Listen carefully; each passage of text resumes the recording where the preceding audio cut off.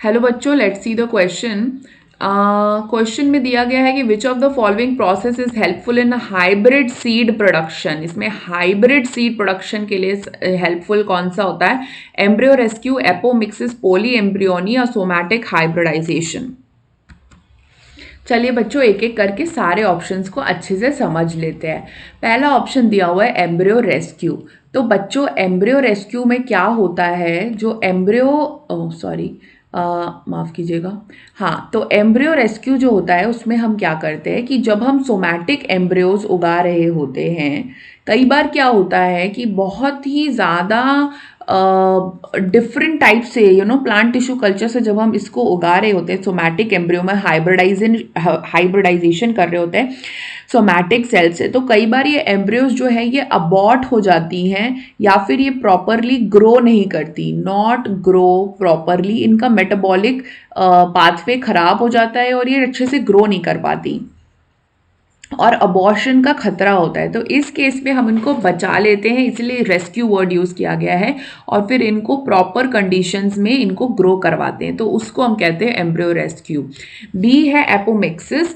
Apomixis जो होता है वो एक तरह का आप कह सकते हो कि प्रोड्यूसिंग मतलब एक तरह का एसेक्सुअल रिप्रोडक्शन आप इसे कह सकते हो। ठीक है, तो यहाँ पर क्या होगा एपोमिक्सिस में कि यहाँ पे आपको फर्टिलाइजेशन नहीं दिखेगी, no fertilization will be there. तो ये काफ़ी डिफरेंट टाइप का मेथड हो जाता है, ए सेक्शुअल टाइप का मिमिक करता है, बेसिकली ए सेक्शुअल टाइप का रिप्रोडक्शन है, क्योंकि यहाँ पे फर्टिलाइजेशन होती नहीं है। लेकिन आपको यहाँ पर क्या होता है कि जो एग सेल है वो डायरेक्टली एम्ब्रियो बना देती है बिना किसी फर्टिलाइजेशन की। बात करें पॉली एम्ब्रियोनी की, तो पॉली मतलब होता है मेनी, तो इसमें formation of more than one embryo होता है। Formation of more than one embryo होता है, मोर देन वन एम्ब्रियो होता है। इसमें formation of more than one embryo होता है from a single fertilized ovum. Okay, तो एक ही सिंगल फर्टिलाइज्ड ओवम से, from a single fertilized ovum. Okay, तो ये मोर देन वन एम्ब्रियो होता है। बात करें सोमैटिक हाइब्रिडाइजेशन की, तो जैसे मैंने आपको बताया कि सोमैटिक सेल्स का फ्यूजन है, यानी कि प्रोटोप्लास्ट्स का। यहाँ पर हम बात करें जो सब प्लांट सेल होती है, तो प्लांट सेल में से अगर आप सेल वॉल निकाल देते हो ना बेटा, तो आप प्रोटोप्लास्ट को जब आप फ्यूज करते हो ना पेग की मदद से, यानी पॉलीथाइलिन ग्लाइकोल, तो जो आपका हाइब्रिड बनता है वो होता है somatic hybrid. So this is very different from a gametic zygote. ठीक है, वो गैमेट से बनता है ना। चलिए अब हम इस क्वेश्चन के आंसर पे आ जाते हैं। Which of the following process is helpful in producing the hybrid seed. In hybrid seed production में किसका ज़्यादा हेल्प मतलब हम लेते हैं? तो इसका राइट आंसर है एपोमिक्सिस। कैसे राइट आंसर है एपोमिक्सिस, अब मैं आपको वो बता देती हूँ। देखो, पहले मैं आपको बताती हूँ कि हाइब्रिड सीड्स के साथ प्रॉब्लम क्या होती है, फिर ही आपको समझ में आएगा कि what is the problem with the hybrid seeds. देखो बेटा, जब हम कन्वेंशनल मेथड से हाइब्रिड सीड्स बनाते हैं ना, तो दिक्कत ये आती है कि ये हाइब्रिड सीड्स को हमें हर साल प्रोड्यूस करना पड़ता है। It has to be produced every year. क्यों हर साल हमें प्रोड्यूस करना पड़ता है बेटा? इसीलिए क्योंकि जब हम इसको इसकी प्रोजनी बना रहे हैं, मतलब जब हम इसको उगा रहे होते हैं और तो ये अपने इनकी जो प्रोजनी रहेगी वो इनके हाइब्रिड कैरेक्टर को बचा के नहीं रखती। कहने का मतलब है कि उसमें हाइब्रिड कैरेक्टर जो है वो इतने मेंटेन्ड नहीं रहते, वो हो सकता है लुप्त भी हो जाए।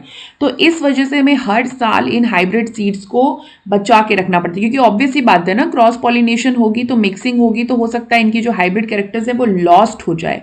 So it may lost, okay, it may get lost. जो हाइब्रिड कैरेक्टर्स हैं वो लॉस्ट हो सकते हैं।